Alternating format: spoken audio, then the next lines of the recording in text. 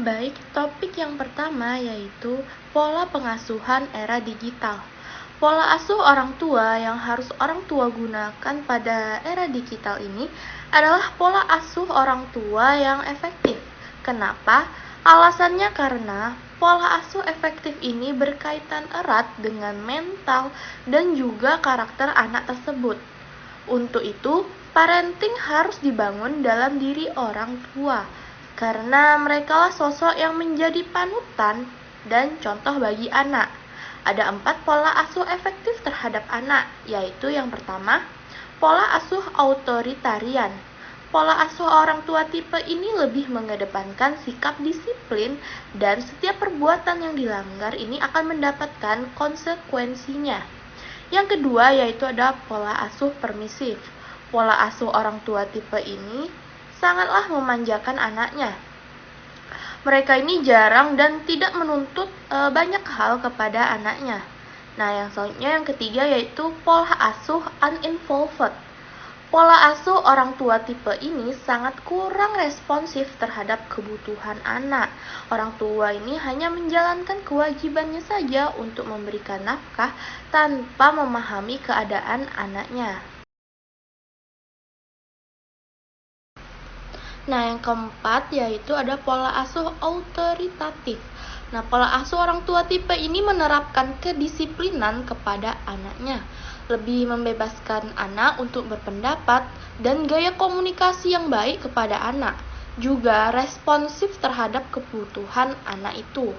Nah, dari keempat tipe pola asuh itu, namun hanya ada satu pola asuh yang efektif, yaitu pola asuh autoritatif yang paling efektif. Apalagi di era digital seperti ini. Orang tua harus lebih berhati-hati dalam mendidik anak-anak mereka. Orang tua ini harus memberikan edukasi dan pembentukan karakter kepada anak mereka.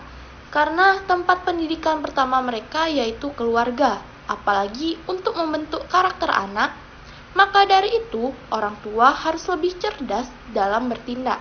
Orang tua harus menjadi teladan yang baik untuk anak mereka.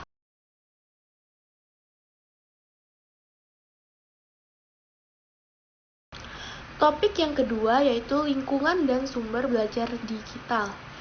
Nah, sumber belajar digital ini merupakan kondisi di mana akan mempengaruhi tingkah laku kita, pertumbuhan, dan juga proses perkembangan dari diri seseorang. Lingkungan memang tidak sepenuhnya berpengaruh dalam proses kedewasaan seorang anak. Namun, faktor lingkungan ini sangat penting dan berpengaruh besar terhadap anak. Jika lingkungan anak itu tidak baik, maka akan berpengaruh terhadap perkembangan anak tersebut. Anak akan tumbuh mengikuti apa yang ada di lingkungannya. Nah, dengan lingkungan yang baik, maka anak juga ikut akan tumbuh berkembang dengan baik pula. Lingkungan tumbuh kembang anak ini dapat berupa lingkungan keluarga, lingkungan sekolah, dan lingkungan kelompok teman sebayanya. Lingkungan keluarga ini memiliki peranan yang sangat penting dalam upaya mengembangkan pribadi anak. Pada era digital seperti sekarang ini, anak-anak perlu dibentengi dalam menggunakan teknologi agar tidak berdampak negatif untuk anak tersebut. Anak harus menggunakan teknologi ini untuk mengerjakan hal-hal yang positif, seperti untuk menonton media pembelajaran. Nah, itu semua perlu dilakukan agar penggunaan teknologi ini tidak sia-sia. Sumber belajar digital ini sudah banyak berkembang di era digital sekarang ini. Dengan sumber belajar digital ini sangat memudahkan kita dalam mencari ilmu dimanapun dan juga kapanpun itu. Selain itu, banyak pihak-pihak yang lebih menyarankan agar anak-anak ini dapat belajar dari sumber belajar digital ini. Karena banyak sekali manfaat yang dapat diambil dari penggunaan sumber belajar digital ini, baik dalam mengajar ataupun belajar. Nah, dengan sumber belajar digital ini, kehidupan sehari-hari kita akan lebih dimudahkan. Sumber belajar digital ini merupakan alat baru yang digunakan dalam pembelajaran serta dibangun di atas pemahaman mereka.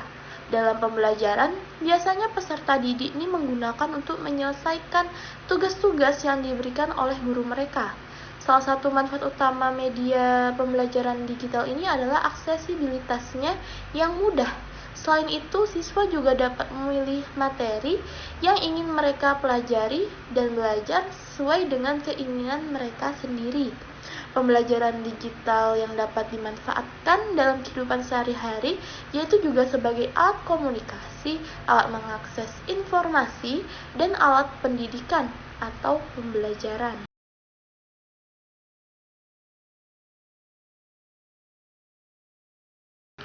Topik yang ketiga yaitu rupa pendidikan era digital. Ini merupakan pendidikan yang harus mengintegrasikan teknologi informasi dan komunikasi ke dalam seluruh mata pelajarannya. Dengan berkembangnya pendidikan era digital, maka memungkinkan siswa ini untuk mendapatkan pengetahuan yang berlimpah ruah serta cepat dan mudah. Dengan berkembangnya pendidikan di era digital ini sangat membantu siswa untuk mendapatkan dan banyak menyerap informasi secara cepat. Nah, salah satu dampak transformasi digital pada sektor pendidikan adalah memberikan cara yang lebih realistik untuk memantau keberhasilan siswa lewat teknologi digital ini. Para guru dan orang tua ini dapat terbantu dalam pemantauan perkembangan anak. Inovasi pendidikan di era digital sangat perlu dilakukan karena bisa menjadi benteng terkuat dalam mencerdaskan kehidupan bangsa. Aplikasi Zoom contohnya, ini merupakan salah satu aplikasi yang digunakan untuk bertemu secara online. Kelebihan dari aplikasi ini adalah bisa digunakan dimanapun dan kapanpun. Selain itu juga contohnya ada jurnal, merupakan karya ilmiah yang dapat menambah referensi bagi penulis untuk menambahkan pengetahuan dengan adanya jurnal ini. Ada juga jurnal berbasis online, bisa memudahkan para tenaga pendidik ataupun pencari referensi untuk mengakses publikasi hasil riset dan wacana akademis di Indonesia ini ke seluruh penjuru karena dengan adanya perkembangan teknologi yang sudah maju ini.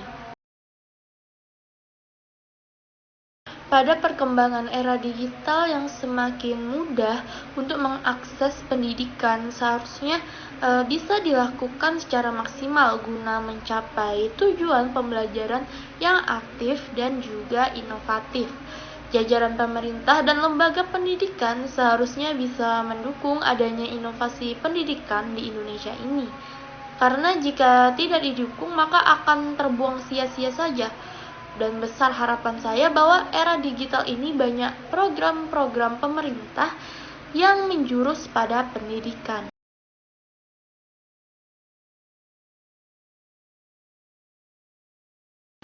Topik yang keempat yaitu fenomena digitalisasi dalam pendidikan. Digitalisasi dalam dunia pendidikan, perubahan yang terjadi akibat COVID-19 terhadap dunia pendidikan ini dapat kita sebut sebagai digitalisasi pendidikan. Nah, dengan munculnya digitalisasi pendidikan, orang dapat dengan mudah mendapatkan ilmu ataupun pengetahuan dimanapun dan kapanpun. Oleh karena itu, kebutuhan akan digitalisasi dalam sektor pendidikan ini semakin meningkat akhir-akhir ini.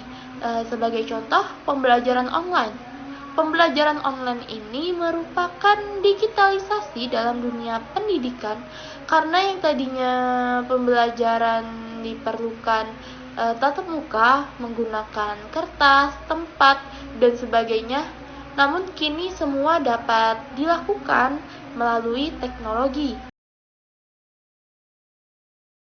Melalui aplikasi dari perangkat elektronik, maka sistem pembelajaran online ini dapat kita lakukan dan dapat mempermudah kita dalam pembelajaran. Semua ranah pendidikan, baik sekolah maupun universitas di seluruh dunia, pada akhirnya melakukan pembelajaran online.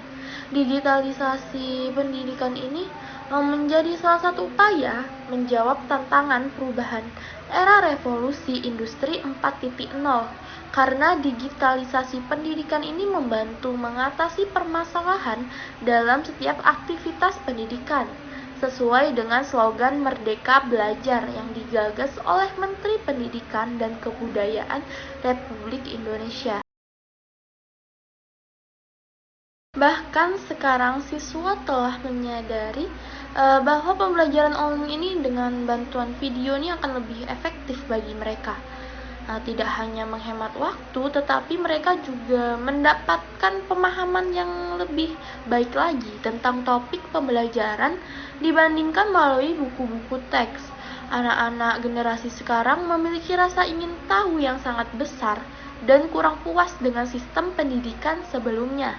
Program digitalisasi sekolah merupakan salah satu contoh terobosan baru yang memanfaatkan perkembangan teknologi informasi dan komunikasi atau TIK untuk mempermudah proses belajar mengajar guru dan siswa.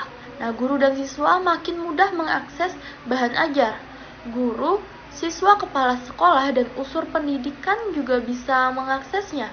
Digitalisasi ini mengajarkan kepada semua orang untuk terus belajar sebagaimana mahasiswa yang sedang menempuh pendidikan tinggi untuk memperoleh gelar sarjana.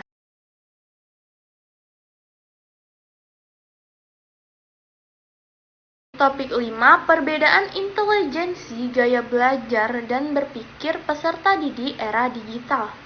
Intelijensi atau kecerdasan merupakan kemampuan beradaptasi dengan lingkungan baru atau perubahan dalam lingkungan, kapasitas pengetahuan dan kemampuan untuk memperolehnya, kapasitas untuk memberikan alasan dan berpikir abstrak, dan juga kemampuan untuk menghasilkan pikiran-pikiran produktif dan original yang keluar dari diri peserta didik tersebut.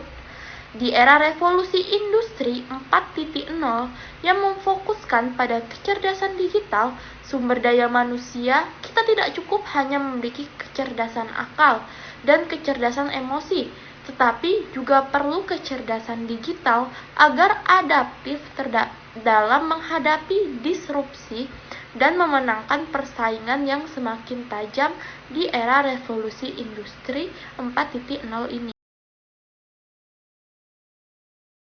Gaya belajar adalah cara yang konsisten yang dilakukan oleh seseorang murid dalam menangkap stimulus ataupun informasi, cara mengingat, berpikir, dan memecahkan suatu persoalan.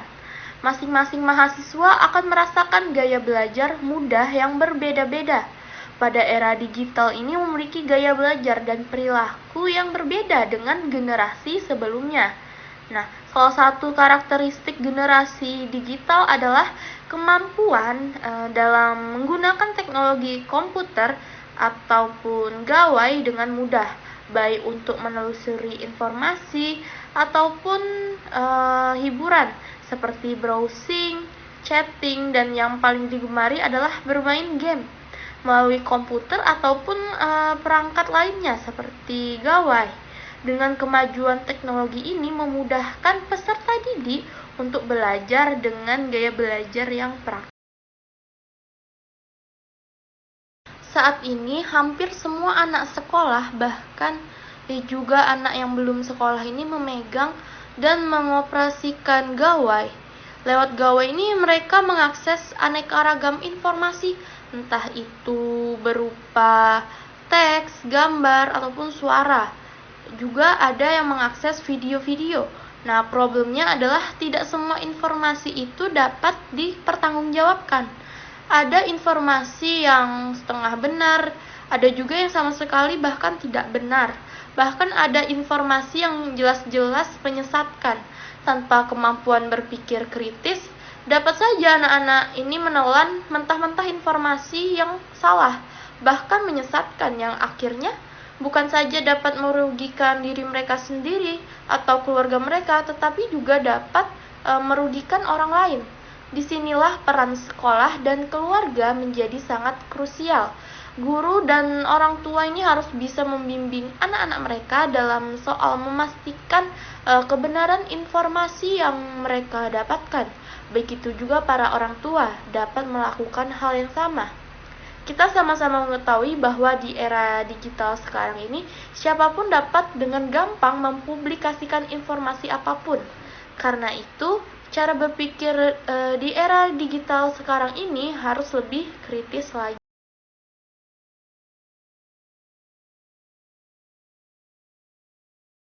Topik 6, dampak psikologis era digital terhadap perilaku mahasiswa. Dampak psikologis era digital terhadap perilaku mahasiswa ini merupakan masa ketika informasi mudah dan cepat diperoleh serta disebarluaskan menggunakan teknologi digital. Sedangkan teknologi digital ini merupakan teknologi yang menggunakan sistem komputerisasi yang tersambung oleh internet.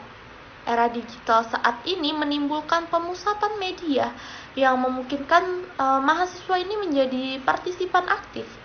Era digital tidak hanya memungkinkan mahasiswa ini menjadi partisipan yang aktif saja, namun juga membuat perubahan sikap. Perubahan sikap yang dilakukan oleh remaja di era digital 4.0 ini ialah perubahan nilai-nilai yang ada terhadap lingkungan sekitarnya dan berpengaruh dengan perkembangan psikologi efektif yang harusnya sesuai dengan nilai-nilai yang ada. Sejatinya kehidupan remaja ialah kehidupan yang penuh dengan interaktif dan penuh dengan pergaulan di lingkungannya. Manusia adalah makhluk sosial yang bergantungan satu dengan yang lain untuk dapat menghidupkan suasana lingkungan di sekitarnya. Akan tetapi, mahasiswa masa kini ini banyak menghabiskan banyak waktu mereka dengan bermain media sosial seperti Facebook, Instagram, Twitter, WhatsApp, dan lain sebagainya tanpa membutuhkan interaksi terhadap lingkungan sekitar mereka. Karena dengan kebutuhan mahasiswa yang sudah terpenuhi oleh media sosial, mereka akan memiliki sikap yang individualis. Ketika berada di lingkungan, akan lebih memfokuskan diri kepada gawainya untuk mengakses media sosial. Hal inilah yang mengakibatkan kurangnya interaksi dengan lingkungan di sekitar mereka. Di era digitalisasi ini tentunya banyak hal yang mengubah karakter dan perilaku manusia secara tidak langsung, dan juga mengubah pola pikir mahasiswa yang telah terlena dengan hal-hal yang menyangkut digital. Banyak sekali hal-hal yang mengancam anak muda, terutama mahasiswa pada zaman milenial ini, seperti mudahnya mengakses video pornografi dan tak ingat waktu karena keasyikan bermain game. Mencontoh hal yang tidak senonoh dari video di media sosial. Hal-hal tersebut ini sangatlah menyeramkan bagi masa depan anak bangsa, karena minimnya potensi dan bakat untuk mereka dapat berkarya. Pada sejatinya di era digitalisasi ini, penggunaan gawai itu relatif, tergantung siapa dan untuk apa menggunakan gawai tersebut. Saat ini banyak perubahan yang sangat cepat dan tidak terduga, serta banyak problematik yang sangat kompleks. Perubahan teknologi terhadap perilaku kesehatan mental dapat mengubah gaya hidup, pola pikir, kebutuhan, dan perilaku seorang mahasiswa. Oleh karena itu, kita sebagai seorang mahasiswa harus bijak dan tidak lalai dalam menggunakan teknologi di era digital ini.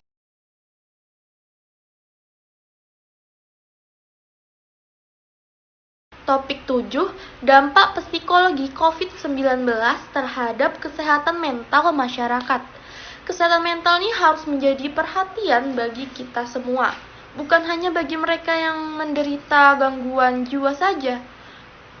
Masalah kesehatan mental mempengaruhi masyarakat secara keseluruhan dan bukan hanya segmen kecil yang terisolasi. Oleh karena itu, mereka ini merupakan tantangan utama bagi pembangunan global.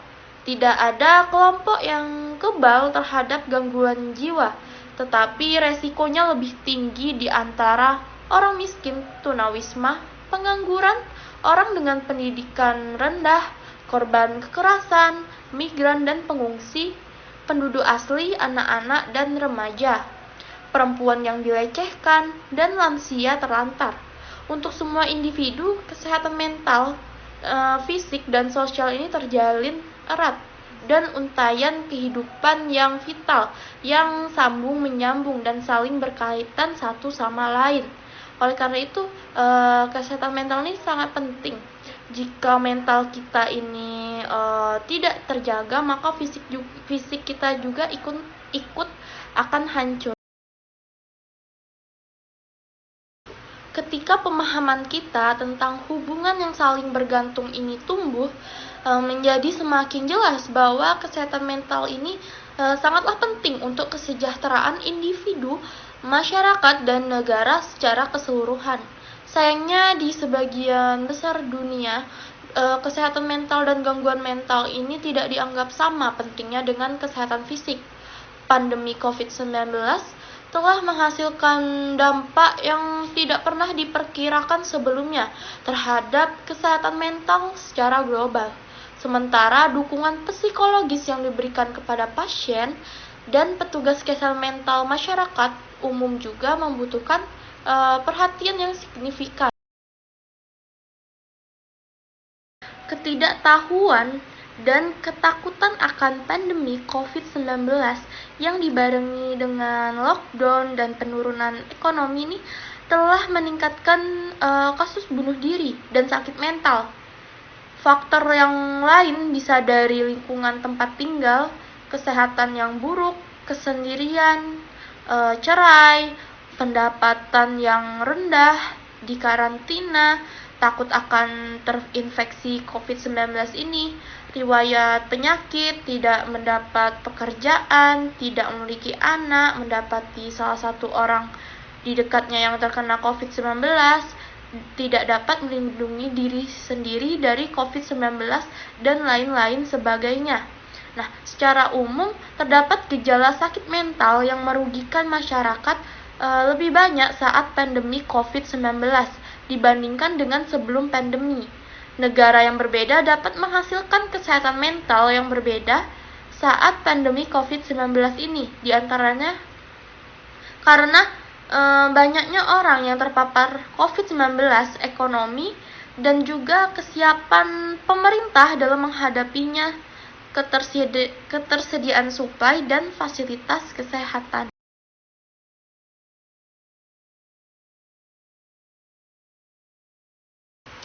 Topik 8, manajemen pengelolaan kelas. Manajemen pengelolaan kelas ini tidak sekadar pada hal-hal teknis atau menyangkut strategi belaka, namun lebih menyangkut faktor pribadi peserta didik yang ada di kelas tersebut. Pengelolaan kelas yang ditekankan pada bagaimana mengelola pribadi-pribadi yang ada akan lebih menolong perkembangan pribadi, baik pribadi peserta didik maupun pribadi gurunya. Pada hakikatnya, pengelolaan ini harus direncanakan agar pelaksanaannya ini memiliki arah dan tujuan yang jelas. Proses perencanaan pengelolaan kelas ini dibuat sebelum masuk dan melaksanakan pembelajaran. Ini sangatlah penting agar kegiatan pembelajaran tidak terganggu. Pelaksanaan pengelolaan kelas ini dilakukan dengan metode ataupun pendekatan dan prinsip pengelolaan kelas, sehingga pelaksanaan pengelolaan kelas ini dapat berjalan dengan lancar. Pengelolaan kelas ini selalu dimulai dari tahap perencanaan, pelaksanaan, evaluasi, dan pengawasan serta faktor yang mendukung dan menghambat dalam pengelolaan kelas ini. Guru juga berperan dalam implementasi perencanaan pengelolaan kelas dalam proses belajar mengajar. Di antaranya yaitu yang pertama, menetapkan apa yang akan, kapan, dan bagaimana cara pelaksanaan rencana tersebut. Selanjutnya, membatasi sasaran dan menetapkan pelaksanaan kerja untuk mencapai hasil yang maksimal melalui proses penetapan target. Selanjutnya yaitu mengembangkan alternatif tindakan dan mengumpulkan juga menganalisis informasi, serta yang terakhir yaitu mempersiapkan dan mengkomunikasikan rencana dan juga keputusan.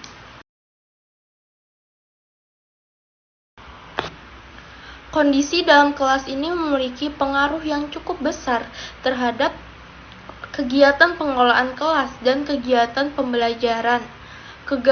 Kegairahan siswa ini dapat mencapai tujuan dari pembelajaran.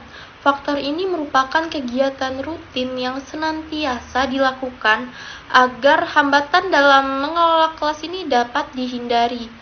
Adanya kegiatan rutin di sekolah dan telah dilaksanakan oleh semua siswa ini mampu menanamkan rasa saling menghormati dan menghargai di sekolah.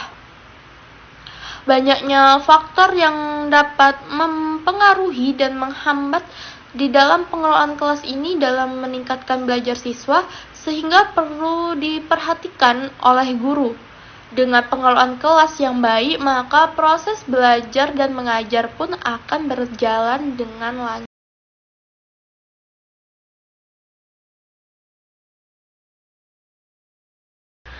Topik 9. Peran motivasi dan konsep diri dalam pembelajaran. Motivasi belajar adalah kecenderungan peserta didik dalam melakukan kegiatan belajar yang didorong oleh hasrat untuk mencapai prestasi atau hasil belajar sebaik mungkin. Motivasi dipandang sebagai dorongan mental yang menggerakkan dan mengarahkan perilaku manusia, termasuk perilaku belajar. Dalam motivasi ini terkandung adanya keinginan yang mengaktifkan, menggerakkan, menyalurkan, dan mengarahkan sikap peserta didik dan perilaku pada individu dalam belajar. Motivasi ini juga sebagai keseluruhan daya penggerak di dalam diri peserta didik yang menimbulkan kegiatan belajar yang menjamin kelangsungan dari kegiatan belajar dan memberikan arah pada kegiatan belajar tersebut, sehingga tujuan yang dikehendaki oleh subjek belajar itu dapat tercapai. Oleh karena itu, kita ini harus memiliki motivasi belajar agar dapat memberi semangat belajar, arah, dan kegigihan perilaku. Konsep diri dalam belajar merupakan cara pandang individu dalam menilai dirinya sendiri, yaitu pandangan menyeluruh individu tentang totalitas dari dalam diri sendiri. Seseorang dengan konsep diri yang tinggi memiliki pemahaman yang baik tentang kemampuan dan kompetensi yang dimilikinya, memiliki citra diri dan kepercayaan diri yang baik, sehingga ini berdampak pada cara belajar dan melakukan aktivitas sebagai seorang pelajar.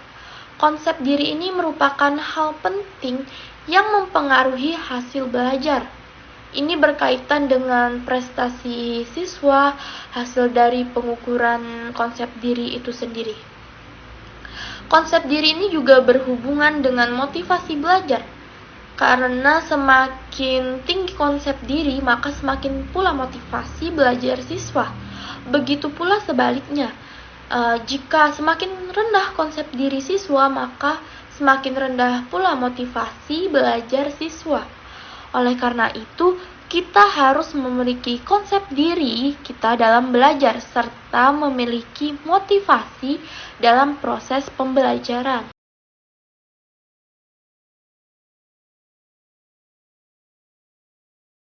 Topik 10. Kesulitan belajar. Kesulitan belajar ini merupakan suatu bentuk gangguan dalam satu atau lebih dari faktor fisik dan psikis yang mendasar, meliputi pemahaman ataupun penggunaan bahasa, baik lisan ataupun tulisan dengan sendirinya ini muncul sebagai kemampuan tidak sempurna untuk mendengarkan, berpikir, berbicara, membaca, menulis, atau membuat suatu perhitungan matematikal, termasuk juga keadaan ekonomi, budaya, atau lingkungan yang tidak menguntungkan. Kesulitan belajar juga merupakan kondisi siswa di mana proses belajar yang ditandai dengan adanya hambatan-hambatan dalam mencapai hasil belajar. Jadi kondisi di mana siswa tidak dapat belajar dengan semestinya. Kesulitan belajar dapat dialami oleh peserta didik yang memiliki kemampuan rata-rata atau peserta yang memiliki kemampuan di atas rata-rata. Karena pada dasarnya kesulitan belajar ini muncul sesuai dengan gejala yang tampak pada setiap peserta didik dalam sehari-harinya.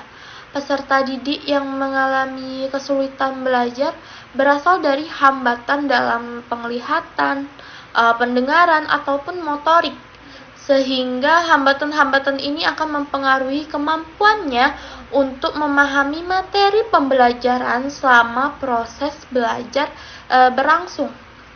Untuk mengatasi kesulitan belajar, kita dapat mengulangi kembali pembelajaran, membuat tempat belajar lebih kondusif dan juga suasana yang kondusif, serta membuat rangkuman pembelajaran.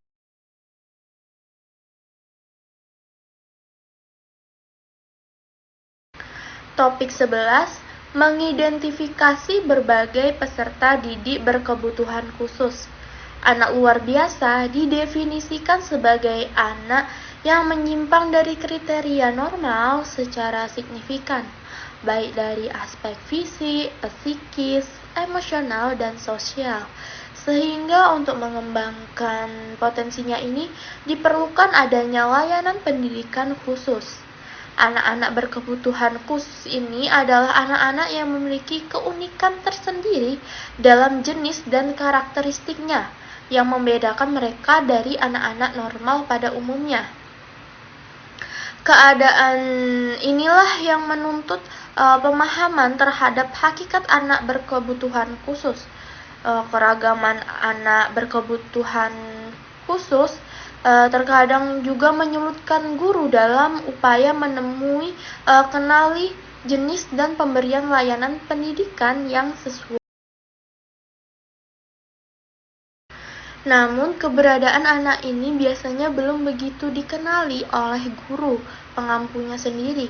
Hal ini bisa terjadi karena guru ini belum memiliki wawasan mengenai anak berkebutuhan khusus.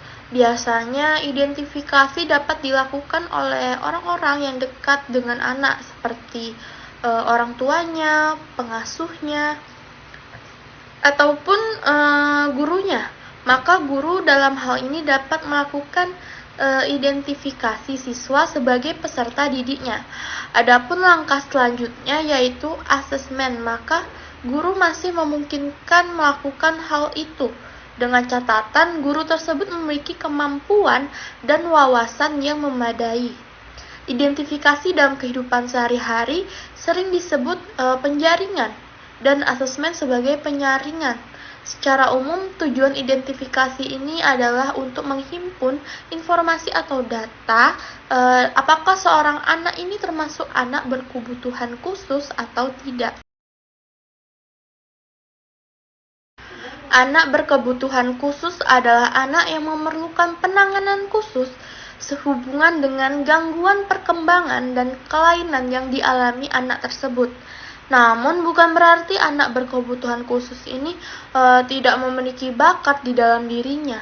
Anak berkebutuhan khusus ini juga memiliki potensi yang dapat dikembangkan lagi meskipun dengan keterbatasan mereka. Disinilah peran orang terdekat seperti orang tua dan guru untuk membina dan mengembangkan potensi anak tersebut.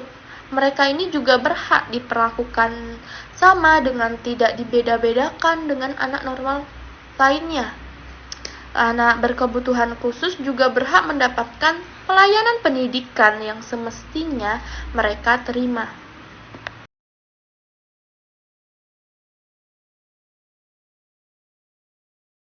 Topik 12, kajian gender dalam kelas. Gender merupakan perbedaan antara perempuan dan laki-laki yang dikonstruksi secara sosial, bukan berdasarkan perbedaan biologi semata. Berbagai bentuk kesenjangan gender yang terjadi dalam kehidupan masyarakat terjadi pula di dalam dunia pendidikan. Bahkan, institusi pendidikan dipandang ini berperan besar dalam mensosialisasikan dan melestarikan nilai-nilai dan juga cara pandang yang mendasari munculnya berbagai ketimpangan gender dalam masyarakat. Bahkan kesenjangan gender juga terjadi di dalam lingkungan pendidikan. Dalam hal ini, kita harus mengutamakan kesetaraan gender dalam kehidupan. Kesetaraan gender dalam pendidikan dapat dicapai melalui 3 hal, yaitu hak untuk mendapatkan pendidikan, hak dalam proses pendidikan di dalam lingkungan yang mendukung kesetaraan gender, dan juga hak akan hasil pendidikan yang mendukung pencapaian berkeadilan. Kesetaraan gender harus diimplementasikan sejak dini kepada siswa melalui sekolah dan guru dalam proses pembelajaran, karena dapat meminimalisir atau menghilangkan adanya diskriminasi dan bias gender. Contoh kesetaraan gender di sekolah, baik siswa perempuan ataupun laki-laki ini mempunyai kesempatan yang sama dalam hal apapun, termasuk mencalonkan diri menjadi ketua kelas ataupun menjadi ketua OSIS. Tidak ada perbedaan antara perempuan dan laki-laki dan menganggap perempuan itu lemah karena hanya gender dari mereka. Baiklah, itu tadi refleksi 12 topik perkuliahan mata kuliah Psikologi Digital Kependidikan. Semoga ilmunya dapat bermanfaat bagi kita semua.